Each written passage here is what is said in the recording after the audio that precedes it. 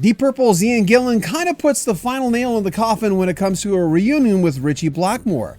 I'm John Bowden from Rock History Music.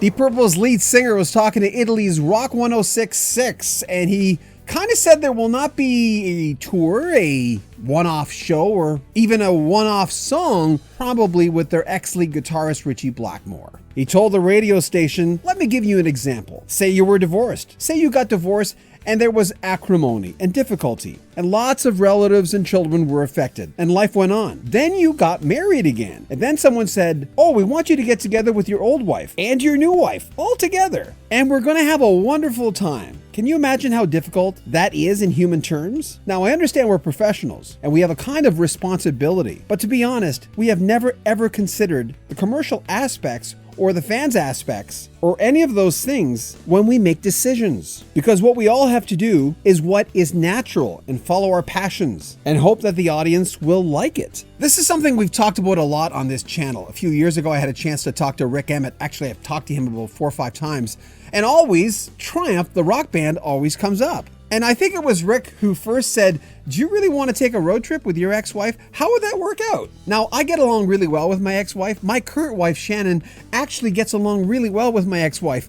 But we're really an anomaly. That doesn't happen very often. Of course, after Rick Emmett told me that, he did do some festival shows with Triumph, but anyway, that's a whole other story. Ian Gillan went on. Everyone knows the history. Purple was on the downslope when Ritchie left, and with Steve Morris, Blackmore's replacement, we got back on the upslope again. So it would be, in the greatest scheme of things, impossible to do that. And I think it's going to be increasingly difficult as the years go by, because no one has much interest in that sort of thing. He also said we have no great passion or dislike for Ritchie. We're actually exchanging communications and ideas through our offices, so there's no nasty feelings left. I don't think in that respect, but I think it's too late. We're thinking about the end now. And the other thing is, it would just open the damn gates, and all this whole damn thing would start all over again, just when we put it to bed. Gillan also says his bandmates are not interested in a reunion. He says they wish him well to go on and do what he does best, and the band will go on to do what they do best. Interestingly, he said that not a lot of fans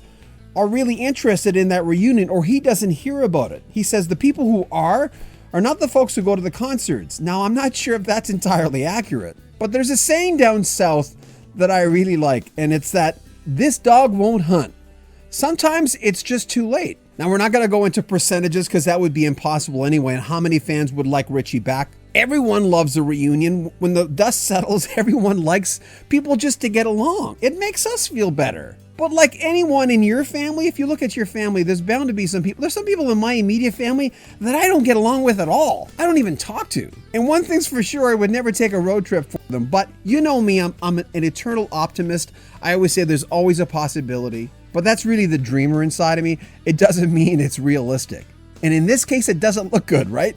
Gillan also said, if you've got a wound and it's just about to heal up, I mean, it's got a nice scab on it, and you think in 2 or 3 days, that's going to be completely healed. But then someone comes along and pokes it with a stick, and it opens up again. That's what happens with the Ritchie and Deep Purple situation. Every time it starts to heal, somebody comes along and pokes it with a stick. So that's the issue. We're close to the end now. Within a year or 2, 3, 4, I don't know. Who knows? But it's close. And I think probably, as Ian Pace says, we're happy now. It stopped raining, the sun's shining, let's enjoy it. Ritchie Blackmore was one of the founding members of Deep Purple in the late 60s. He left by the mid-70s, was back in the mid-80s, and by the mid-90s, he was gone, replaced by Steve Morris, who's been their guitarist for a heck of a long time now.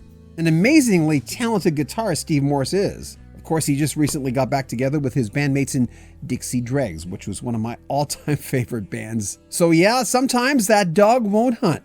It ain't gonna happen. One thing's for sure though, Deep Purple, like a lot of our favorite bands from the 60s, 70s, and 80s, have a pretty damn impressive discography. There's a lot of music there. And whenever I hear someone complaining about new music, I always say, you don't have the hours left, no matter how old you are, to go back and listen to the greatest music in rock and roll. The album tracks, the deep tracks, let alone the singles. I have music playing round the clock in my studio, and I can't get enough of this stuff. I love going back and listening to the old Deep Purple. Some of the stuff I haven't listened to in years, but it's all about inspiration and education and, widening the palette.